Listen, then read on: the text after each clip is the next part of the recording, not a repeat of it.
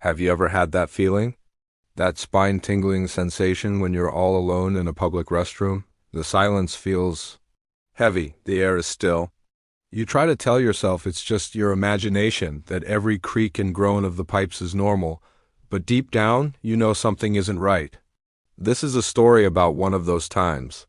A time I wish I could forget, but a memory that's been seared into my mind forever. It was a late evening, and I was at an old, slightly run-down train station.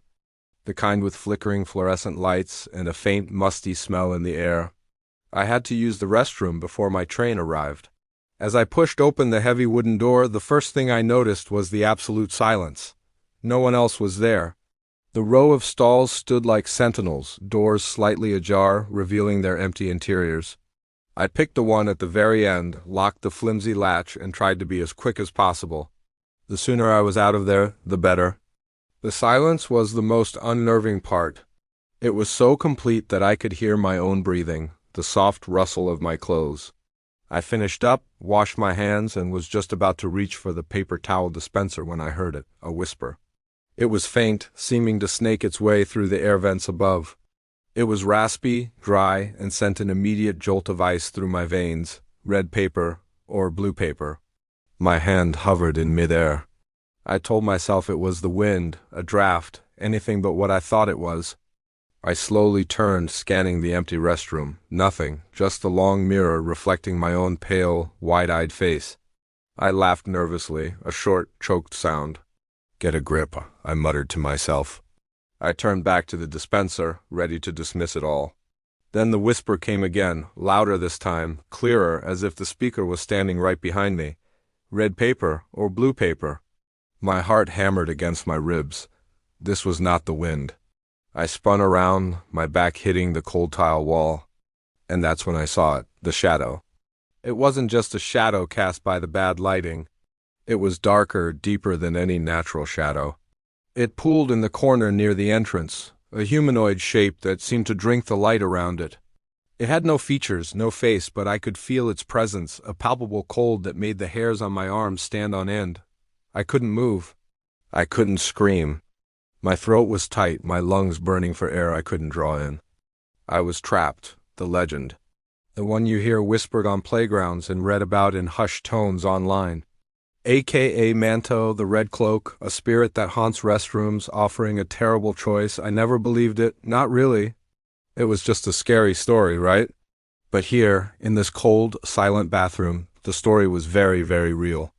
The whisper was insistent now, a hiss that echoed in the small space. Red or blue? The shadow began to solidify, taking on a form. It was tall, cloaked, but the color seemed to shimmer and shift in the dim light. One moment it was a deep blood red, the next a cold, chilling blue.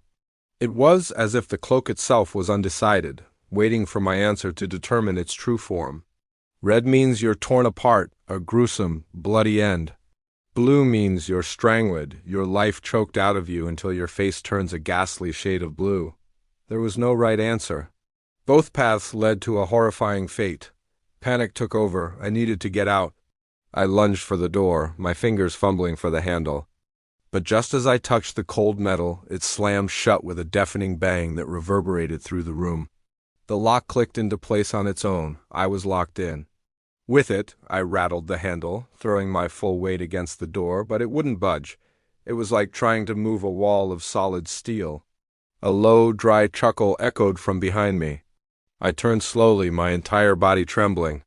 The figure was closer now, standing right in front of the stalls, blocking any other escape. Its form was clearer, a tall, slender being completely hidden beneath the shifting cloak. I couldn't see a face, only the deep, dark void where a head should be, red or blue. The voice was no longer a whisper.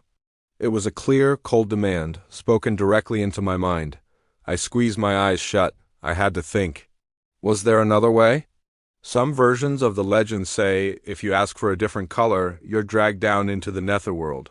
If you say you don't need any paper, the spirit leaves. Was it worth the risk?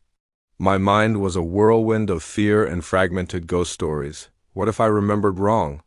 I took a shaky breath, opening my eyes to face the terrifying figure. I don't need any paper, I said it, my voice barely a squeak. For a moment there was silence. The figure just stood there, unmoving. Did it work? A flicker of hope ignited within me. Maybe, just maybe, I had found the loophole. Then, the figure tilted its head, a gesture so human it was utterly horrifying. The chilling chuckle returned, louder and more malicious than before. The legend was wrong, or maybe the rules had changed. The cloak billowed out, and from its dark folds, 2 hands emerged. They were pale, almost translucent, with long, sharp fingers like talons. One hand held a roll of blood-red paper. The other held a roll of deep blue paper. They were being offered to me again. The voice boomed, shaking the very tiles beneath my feet. You must choose red or blue. The hope I felt moments before was crushed, replaced by pure, abject terror. It wasn't giving me an escape. It was toying with me, enjoying my fear. I was out of options. My mind raced red or blue. Red or blue? A quick, brutal end or a slow, suffocating one? How do you choose your own demise? In a moment of pure desperation, I blurted out the first thing that came to mind.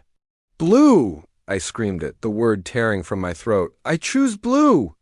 The figure froze. The 2 hands holding the paper slowly retracted back into the darkness of the cloak. The head tilted to the other side as if considering my answer. An icy wind, colder than anything I've ever felt, swept through the room, extinguishing the flickering fluorescent light and plunging us into total darkness. I couldn't see anything. I couldn't hear anything. The silence was absolute. I held my breath, waiting for cold hands to wrap around my throat, waiting for the life to be squeezed out of me. Seconds felt like hours. I stood there, paralyzed in the dark, my heart a frantic drum against my ribs, and then nothing. Slowly, tentatively, the fluorescent light above me sputtered back to life, casting the room in its sickly yellow-green glow once more. And it was gone, the figure, the shadow, AKA MANTO. It had vanished. The corner was empty. The door stood slightly ajar. I was alone again. I didn't wait to question it. I scrambled for the door, threw it open, and ran. I didn't look back. I sprinted out of the restroom, through the station, and out into the cool night air, gasping for breath. I didn't stop running until I was blocks away, safe under the bright lights of a busy street. I thought I had survived. I thought I had chosen correctly. I thought I was safe. But the story doesn't end there. A few days later, I was back at home, trying to put the whole ordeal behind me, but I started feeling unwell. A strange weakness crept over me, a constant fatigue that no amount of sleep could fix. My skin grew paler with each passing day. It was subtle at first, but then I noticed it. A faint blue tinge to my fingertips, then my lips. My doctor couldn't find anything wrong. All my tests came back normal. But I knew what was happening. Choosing blue didn't save me, it just meant a different kind of end, a slower one. AKA Manto didn't strangle me in that bathroom. Instead, all the blood is slowly, day by day, being drained from my body, leaving me pale, weak, and blue. I didn't escape. I was just given a different sentence, so be careful. The next time you find yourself alone in a quiet restroom, listen closely. If you hear a whisper asking you to choose, remember my story. There is no right answer. There is no escape. The legend of AKA Manto is real, and it's waiting. It's always waiting. Thanks for listening to my story. If you've ever had a strange or unexplainable experience, I'd love to hear about it in the comments below. Stay safe out there, and don't forget to like and subscribe for more chilling tales.